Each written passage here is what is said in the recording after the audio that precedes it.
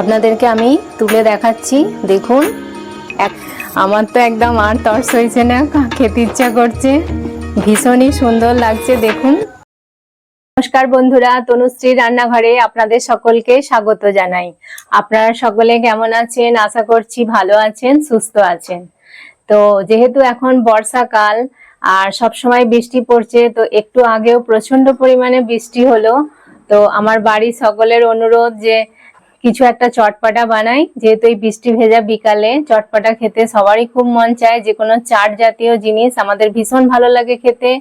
আমরা অনুষ্ঠান বাড়িতে গিয়েও খেয়ে থাকি, এমনকি দোকানে গিয়ে স্ট্রিটে আমরা খেয়ে থাকি, মেলায় খেয়ে থাকি এই পাপড়ি চাট।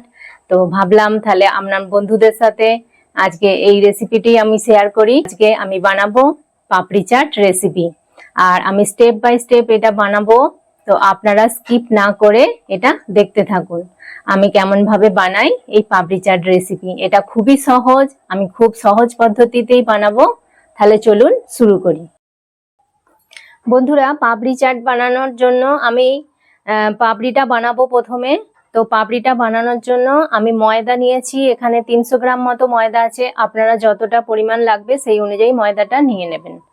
তো আমি প্রথমে ময়দাটায় ময়ান দেবো। প্রথমে আমি এতে স্বাদ অনুযায়ী লবণ দিয়ে দেব, আর ময়ানের জন্য আমি ঘি দেব। আপনারা চাইলে রিফাইন তেলও দিতে পারেন। তো আমি এখানে 2 চামচ ঘি দিয়ে দিচ্ছি। আর দেব জোয়ান। জোয়ানটাকে আমি এইভাবে হাতে নিয়ে একটু হাতে এরকম দোলে নিতে হবে একটু। তাহলে কি হবে, এরকম একটু ক্র্যাশ করে নিলে দোলে হাতে, এতে স্বাদটা খুব ভালো, ফ্লেভারটা আসে। তো আমি এবার এটাকে দিয়ে দিচ্ছি। এবার এটাকে ভালো করে আমি মিশিয়ে নেব। এই ঘিটার সাথে ময়দাটাকে আমি ভালো করে ময়ানের জন্য মেখে নেব। ভালো করে আগে এটাকে মাখতে হবে, এইভাবে ডোটা ভালোভাবে তৈরি হবে। এটা ভালো করে মাখা হয়ে গেছে। এবার এটা কি করে বুঝবেন যে এটা ঠিকঠাক ভাবে ময়ান দেওয়া হয়েছে কিনা? তো এইভাবে হাতে করে এরকম দেখবেন যে এরকম ডেলা মতো হয়ে যাচ্ছে, তাহলে বুঝবেন যে ময়ামটা ঠিক হয়েছে। আর যদি এই অবস্থায় দেখেন যে ডেলা হচ্ছে না, ভেঙে যাচ্ছে, তাহলে আর একটু ঘি দিয়ে দিতে পারেন। তো দেখুন কি সুন্দর ডেলা মতো হয়ে গেছে। তো এবার আমি এটাকে অল্প অল্প করে জল দিয়ে এটাকে আমি মাখবো। অল্প অল্প করে জল দিয়ে মাখতে হবে। প্রথমেই একবারে বেশি করে জল দেওয়া যাবে না, অল্প অল্প করে জল দেবো, আর এটা আমি মাখতে থাকবো। আর এই ডোটা একটু শক্ত মতো করেই মাখতে হবে, খুব পাতলা করলে হবে না। পাপড়ির জন্য দেখুন ডোটা আমার ভালোভাবে মাখা হয়ে গেছে। এইরকম ভাবেই মাখতে হবে, খুব পাতলাও নয় আবার খুব শক্তও নয়। দেখুন একটু শক্ত শক্তই আছে। তো এই অবস্থায় এবার আমি এটাকে রেস্টের জন্য রেখে দেবো। একটা ভিজে কাপড়কে এরকম এর উপরে চাপা দিয়ে, ভালো করে চাপা দিয়ে আমি এটাকে রেস্টে 30 মিনিট রেখে দেবো। স্টেপ হচ্ছে আলু সেদ্ধ করে নেওয়া। আমি আগে থাকতেই আলুকে সেদ্ধ করে রেখে দিয়েছিলাম। 2টো আলুকে সেদ্ধ করে ছিলকা ছাড়িয়ে আমি রেখে দিয়েছি। এটাকে পরে আমি ছোট ছোট টুকরো করে কেটে নেব। তো আপনারাও এইভাবে আলু সেদ্ধ করে নিয়ে ছোট ছোট টুকরো করে কেটে নেবেন। এবার আমি পাপড়ি চাটের জন্য একটা মশলা বানাবো। পাপড়ি চাটের মশলার জন্য আমি দেখুন 2টো শুকনো লঙ্কা নিয়েছি, একটু জিরে নিয়েছি, আর কয়েকটা গোলমরিচ নিয়েছি। এটাকে শুকনো খোলায় আমি ভেজে নেব। দিয়ে এবার এটাকে আমি একটু ভেজে নেব।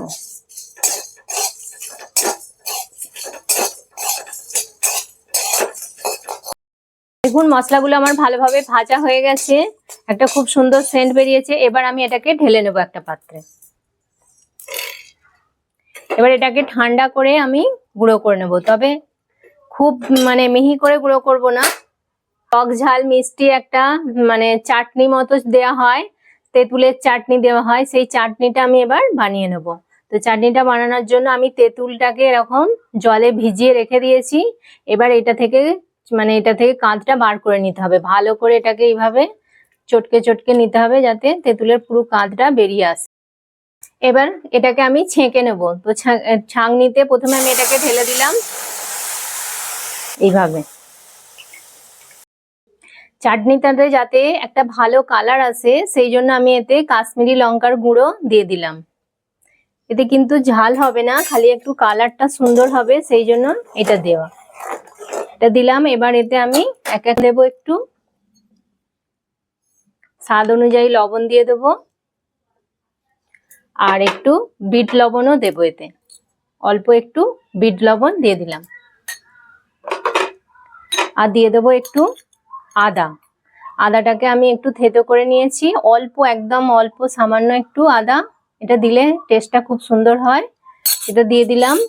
দিয়ে আমি এটাকে ভালো করে একটু ফোটাবো। এবার আমি এতে একটু চিনি দিয়ে দিচ্ছি। আপনারা চাইলে এতে আখের গুঁড়ো দিতে পারেন। চিনি দিয়ে এবার এটাকে আমি ভালো করে ফোটাবো। চাটনিটা অনেকটাই ঠিক হয়ে এসেছে। এর থেকে বেশি আমি আর ঘন করব না, কারণ এটা ঠান্ডা হয়ে যাবার পর অনেক গাঢ় হয়ে যাবে। তো এবার আমি এতে একটু ভাজা মশলা দিয়ে দেব। এটা আমি আগে থাকতে করে রেখেছিলাম। এটা জিরে আর শুকনো লঙ্কাকে শুকনো খোলায় ভেজে গুঁড়ো করে রেখেছিলাম। তো এটা দিয়ে দিলাম। এটা দিলে টেস্টটা খুব সুন্দর আসে। তো এবার আমি এটাকে ঢেলে নেব। গ্যাসটা আমি অফ করে দিলাম।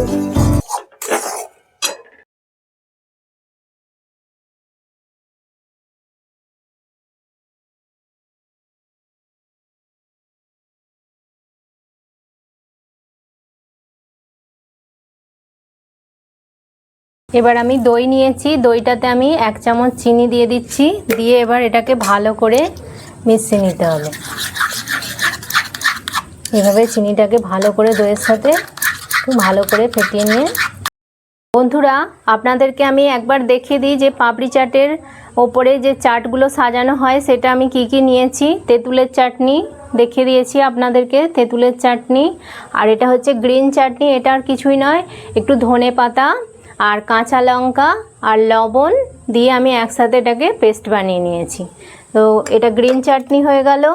এবার একটু পেঁয়াজ কুচি নিয়েছি, দই আর আলু সেদ্ধটাকে আমি ছোট ছোট এরকম টুকরো করে কেটে নিয়েছি। তো আমার চাটের রেসিপি সব এগুলো জোগাড় হয়ে গেছে। এবার আমি পাপড়িটা বানাবো।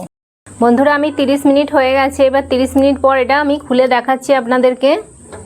দেখুন কতটা সুন্দর সেট হয়ে গেছে এটা। এটাকে আরেকটু আমি ভালো করে এই চপিং বোর্ডের ওপর নিয়ে নিলাম। লম্বা করে রোল মতো করে নিলাম যাতে আমার এটা কাটতে সুবিধা হয়। তো এটাকে এ করে এবার আমি যেমন রুটি করে সেই রকম রুটির মতো আমি লেচির আকারে এরকম বড় বড় কেটে নিচ্ছি। কেন কাটছি এত বড় বড় সেটা পরে বুঝতে পারবেন। তো আমি এইভাবে বড় বড় করে সব লেচিগুলো করে নিচ্ছি। দেখুন এবার লেচিগুলোকে আমি বেলে নেব। তো প্রথমে আমি এটাকে গোল করে, বড় রুটি যেমন হয় ওরকম রুটির মতো করেই গোল করে বেলে নেব।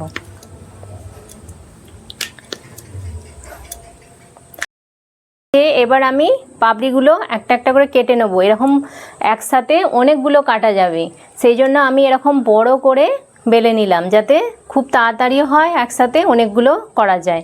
তো আমি এরকম একটা ঢাকনা নিয়েছি। আপনারা যে কোনো ছোটো সাইজে, ছোট বাটি, ছোট গ্লাস যে কোনো নিতে পারেন। তো নিয়ে এটাকে এরকম গোল গোল করে বসিয়ে আমি কেটে নেব। এতে কি হবে, একসাথে অনেকগুলো পাপড়ি আমি বানিয়ে নিতে পারবো। আর এগুলোকে আমি তুলে নেব। তো আস্তে আস্তে এইভাবে এটাকে তুলে নিতে হবে। এটা কিন্তু আমি আবার পরে কাজে লাগাবো। এটাকে পরে আবার রোল মতো গোল মতো পাকিয়ে নিয়ে আমি আবার বেলে এটাকে আবার নিয়ে নেব। এখন আমি এটাকে তুলে পাশে রাখছি। তো পাপড়িগুলো আমি এক এক করে সব থালার মধ্যে তুলে নিচ্ছি। আমি থালার মধ্যে সব দেখুন তুলে নিচ্ছি পাপড়িগুলো। এতে কি হবে, কত সুন্দর তাড়াতাড়ি একসাথে অনেকগুলো পাপড়ি আমি বানিয়ে নিতে পারলাম। আপনারাও এইভাবে বানাবেন, তাহলে খুব তাড়াতাড়ি হয়ে যাবে। এবার আমি পাপড়িগুলো ভাজবো। পাপড়িগুলো ভাজার জন্য সাদা তেল অবশ্যই ইউজ করতে হবে। সাদা তেল ছাড়া এটা ভাজা যাবে না। তো তেল আমি গরম হওয়ার জন্য দিয়ে দিচ্ছি। তেলটা কিন্তু খুব গরম করা যাবে না, একদম হালকা গরম হবে, সেবার অবস্থায় এটা ভাজতে হবে। আর একটা কাজ করতে হবে, এই যে পাপড়িগুলো এগুলোকে একটা চামচ, এরকম কাঁটা চামচ দিয়ে একটু এরকম ফুটো ফুটো করে নিতে হবে। নাহলে কি হবে, যে পুরো লুচির মতো ফুলে যাবে। আর এরকম চামচ দিয়ে এ করে নিলে পাপড়িগুলো ফুলবে না, বেশ ক্রাঞ্চি হবে আর শক্ত শক্ত ভালো হবে। তো সেই জন্য যাতে ফুলে না যায় এটা, সেই জন্য এরকম কাঁটা চামচ দিয়ে একটু ফুটো ফুটো করে নিতে হবে।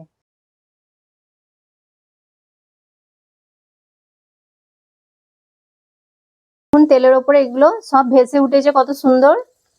এইভাবে এবার উল্টে উল্টে দিয়ে এগুলোকে দেখছেন, এগুলো কিন্তু লুচির মতো কিন্তু ফুলছে না, দেখছেন? এটা কারণ হচ্ছে এই কাঁটা চামচ দিয়ে যেহেতু ফুটো করে দিয়েছি সেই জন্য। তো এবার এইগুলোকে লাল লাল করে আমি ভেজে নেব। সব লাল লাল করে ভাজা হয়ে গেছে, ঠিক এরকম লাল লাল ভাবে ভাজতে হবে। তো এবার আমি এটাকে তুলে রাখছি। আর কত সুন্দর হয়েছে পাপড়িগুলো, দেখছেন? আওয়াজেই বুঝতে পারছেন কতটা ক্রিস্পি হয়েছে, একদম আওয়াজ হচ্ছে কত সুন্দর, দেখছেন? তো আমি আপনাদেরকে এটা ভেঙে একটা দেখাচ্ছি যে কতটা খাস্তা হয়েছে। দেখছেন একদম ভেঙে যাচ্ছে, দেখছেন কতটা সুন্দর হয়েছে। তো এবার আমি এগুলোকে প্লেটিং করে এবার দেখাবো আপনাদের। এবার আমি পাপড়ি চাটটা বানাবো। তো প্রথমে আমি এরকম প্লেটে পাপড়িগুলোকে আগে সাজিয়ে নেব। এভাবে আমি প্লেটে পাপড়িগুলোকে এক এক করে সাজিয়ে নেব।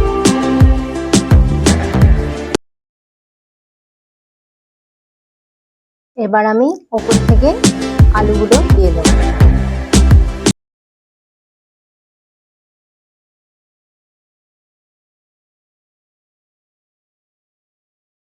এবার ওপর থেকে আলুগুলো দেয়া হয়ে গেছে, এবার আমি দইটা দিয়ে দেবো।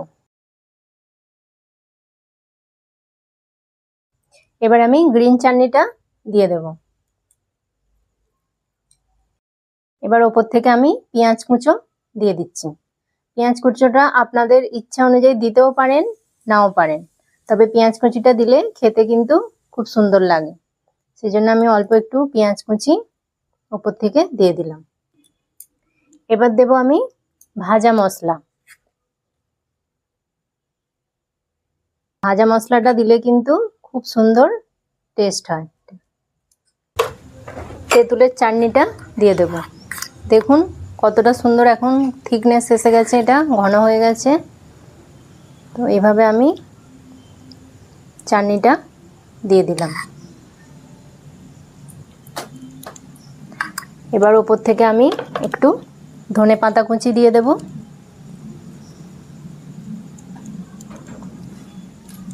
আর ঝুরি ভাজা দিয়ে দিলাম।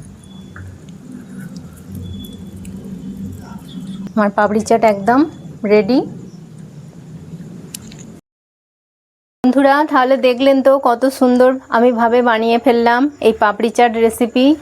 এরকম বর্ষার দিনে পাপড়ি চাট খেতে দুর্দান্ত লাগে। আর এই পাপড়িগুলো বানিয়ে অনেক দিন স্টোর করেও রাখা যায়, যেহেতু আমি এটা ঘি দিয়ে বানিয়েছি, ময়ামটা দিয়েছি, তাই এটা তেল চিটচিটে কোনো গন্ধ হবার চান্স নেই।